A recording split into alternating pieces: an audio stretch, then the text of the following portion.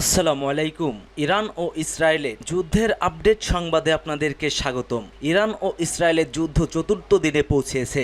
এরই মধ্যে ইরান থেকে শতাধিক ক্ষেপণাস্ত্র হামলায় ইসরায়েলে বহু হতাহত এবং নিহতের ঘটনা ঘটে।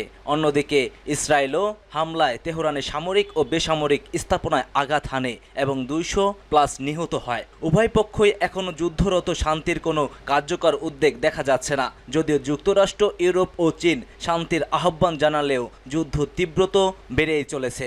মানবিক বিপর্যয় বাড়ছে, বাজারের প্রভাব পড়ছে, পারমাণবিক উত্তেজনা বৃদ্ধি পাচ্ছে ক্রমশই। শুরুতেই জানিয়ে দিচ্ছি এই ইরান ও ইসরায়েলের যুদ্ধের সংবাদ শিরোনামটি।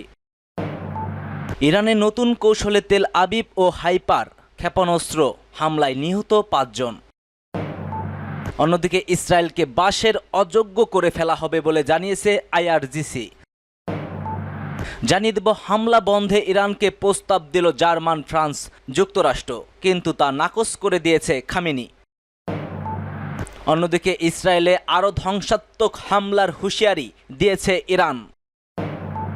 জানিয়ে দেব, ইসরায়েলি গণহত্যা ও আগ্রাসনের বিরুদ্ধে দৃঢ়ভাবে দাঁড়াতে হবে বলে জানিয়েছে ইরানি প্রেসিডেন্ট মাসুদ পেজেশকিয়ান।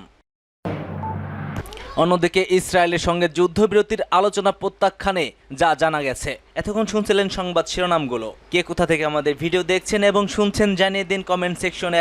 এবং আপনি যদি ইরানকে সমর্থন করে থাকেন অবশ্যই কমেন্ট সেকশনে এস লিখে আপনার মতামতটি জানিয়ে দিন। এবং ভিডিওটি ভালো লাগলে একটি লাইক করবেন। পরবর্তী আপডেট পেতে আমাদের সঙ্গেই থাকুন।